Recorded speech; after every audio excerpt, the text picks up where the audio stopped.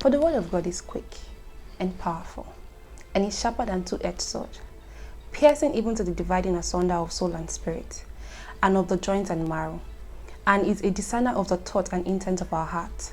Listen to this message and remain blessed. I've been humbled by the response of many people. This is not my first teaching on finances and the issues of financial supplies, but I think that for many people, and for some reason, maybe because of the reality of the times, you know, sometimes messages are like light. You don't need it in the day, but now because it's getting darker economically, I think most people are coming into the sudden appreciation of the whole counsel of God, including teachings on this wise. And so there were so many responses, very humbling ones in fact, and testimonies that have followed these teachings. And a number of you sent emails commending how deeply you were impacted by the teachings, and for this I'm really grateful. But I just recall to respond, some gentleman sent a text. Was it a text or an email? I can't remember exactly. Just asking a question that allow me a minute or two to respond, still concerning the teaching. And he said, Apostle, there are so many things to learn about finances. I'm not teaching about finances, but in the house of God, you receive everything, save for your consumption. Are we together? Praise God. And so he asked the question. He said, there are so many things, so many books, so many people speaking about finance. What should be, there's what we call for students area of concentration. You know that? Still remember? So when you have an elaborate course that looks like forever, sometimes you plead that they guide you on the areas of focus. And I was very inspired by that question, because for me, it showed that the individual, whoever perhaps following, one was following carefully as I taught, and then number two was clearly desiring to have this as his, I believe, he or her experience. So let me just say this. When it has to do with the subject of finances, there are so many things to learn, but as far, so learning about finances is like learning about a car. You don't need to know every part and the way everything works to be able to drive. Are we together? Yes. Now there are those who are called mechanics or mechanical engineers or automobile engineers. They have that burden of learning everything, learning the dynamics. But for one who just wants to drive well and use the car to get to a destination, you save yourself the burden. It is always an advantage if you know the parts, but then there are just a few things you need to know. And if I am to summarize finances with respect to someone who just wants to prosper God's way and then to have enough resources to serve the purposes of God, allow me, I may break it down into just 5 areas where you really need to focus on. Number one would be your growth and transformation. One, that's the first thing you need to look at, your growth.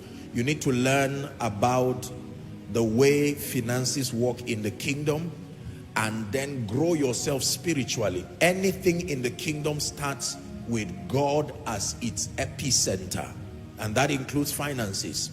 So just because you are discussing the subject of finance does not mean you remove God or smuggle him somewhere. The equation remains the same. In the beginning, God. Once you compromise and you tamper with that formula and that sequence, there will be a side effect. So if I'm to help guide someone from point A to point B financially, my first talk with you will be to grow your spiritual life, because it's from the abundance of your spirit man that you are able to prosper God's way. Recall I told you it is possible to prosper financially not loving God, not knowing God, not respecting him, but there are other components that will be missing in your life. The peace that only he can bring, the joy that only he can bring, rest around about. Are we together?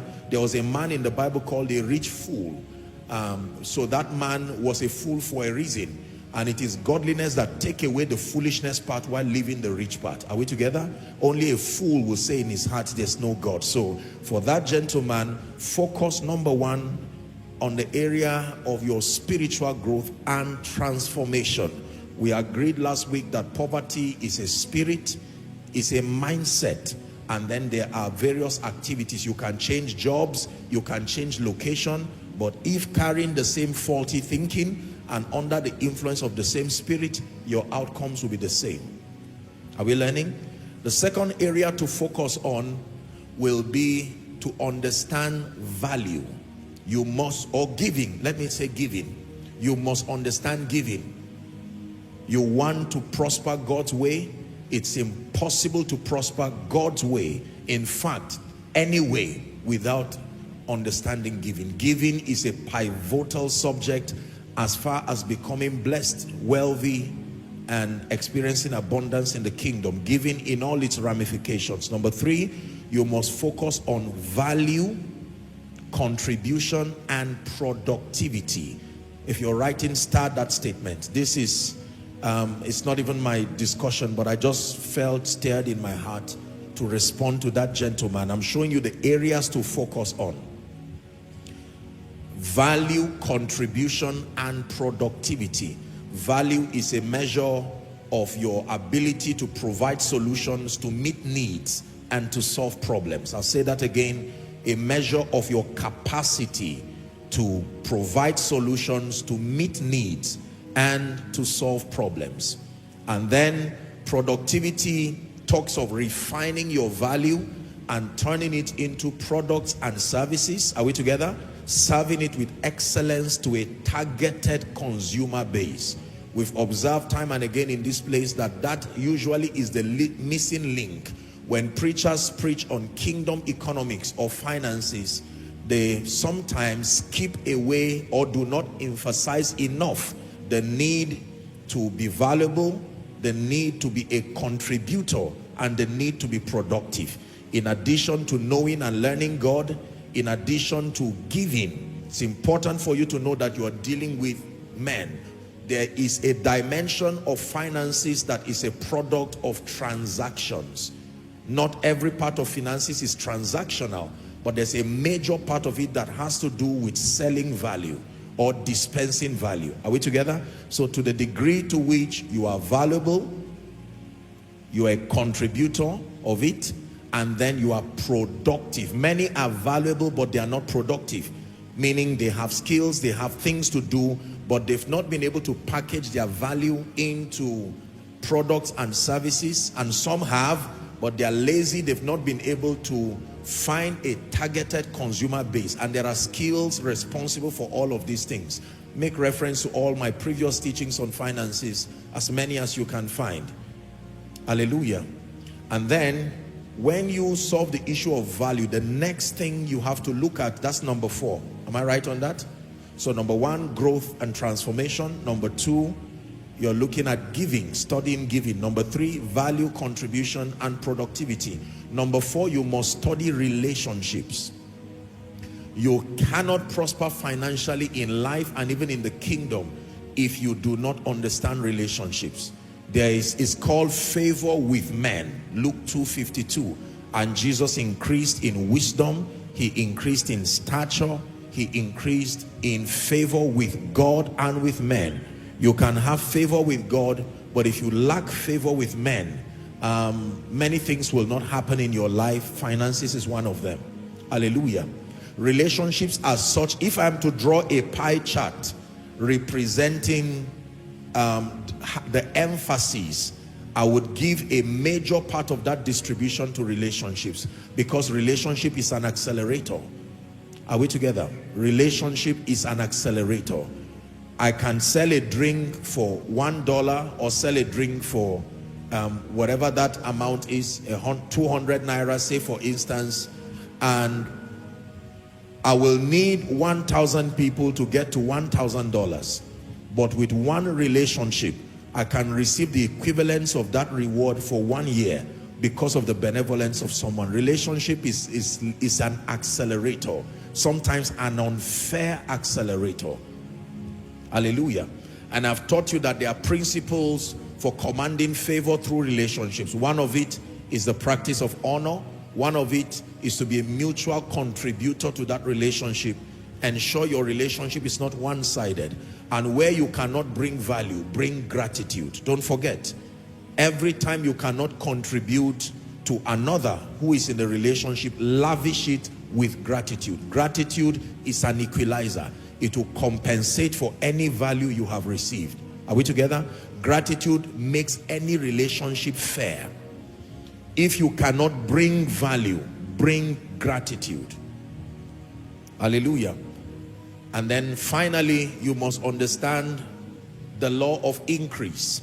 Increase has to do with two dimensions. Number one, financial management systems, and number two, investments. In fact, three areas: financial management systems, that's where you talk of savings, you talk of planning, you talk of how to distribute and allocate resources according to your needs. Then you must understand investments. We still have other financial teachings coming in the course of the year, and I hope in one of them I would have the liberty to teach you a bit about investments. Most believers know nothing about investments. A few know about business, but most people do not know investments. There is only one way money multiplies: investments. Money does not multiply by doing business. It comes by doing business. The only way, not one of the ways, that money multiplies is by investment. And there are 5 levels of investment. So we'll save that for another day, just for you to know there's more. Are we together? And then you must learn to store your value. So when we're talking about the law of increase, it captures one, financial management systems, teaching you how to plan, teaching you how to distribute and allocate your resources wisely with wisdom. And then number 2, learn investments. And then number 3, you learn how to store your value. That was what the rich man, that was one of the things that made the man a fool. He didn't know how to store value. And so he built a big barn and stashed whatever represented money in his day and said, "My soul find rest." And God said, "No, you've done foolishly. Your soul is demanded of you." Hallelujah. We hardly have 3rd or 4th generation wealth in Africa. There are not more than maybe 4 or 5 families at all that I'm aware of who have been able to pass wealth to the 3rd and 4th generation, because most people stop at the realm of business. They only understand how to do business and to profit. Not many understand investments, and not many understand how to perpetuate wealth. I'm trusting that our generation will be able to change that narrative. Are we together? And there's a theology, or not a theology, there is a science to the depletion of wealth. Usually the first generation are those who labor, who plow the land. Father uneducated but hardworking, mother uneducated but hardworking, and in their generation they become wealthy. Then they pass it to the next generation, who become managers and consolidators. So they inherit millions already, and they are taught the principles to manage it. And that second generation usually will give birth to nonchalant children who don't know anything. You see why it declines? So it plateaus by the second generation, and the 3rd generation are children who were born into billions. They're not interested in the business. They have a Rolls Royce as a birthday for 1-year-old. You know, they have all kinds of things, and the children don't understand, and if not managed under their watch, they become prodigal children who bring those wealth back to zero. Then the 4th generation will have to start again, hand it over to their children, and then the children after them. Usually it's grandchildren that cause the problem. Grandchildren are the ones, because the children that come directly from the parents usually are witnesses. Even though they are small, they are witnesses of the sweat and the pain of the parents. But by the time grandchildren arise, there's no pain again. The pain factor is gone. They meet splendor, they meet honor, they meet every kind of thing. And if you don't find a way of taming to discipline them, they will cry for sweeping the room and call it punishment. So that kind of mindset already degenerates the children until they punish the 4th generation. Your children's children will not be like that. And if you happen to be a beneficiary of 3rd generation wealth, learn this, what I've taught you.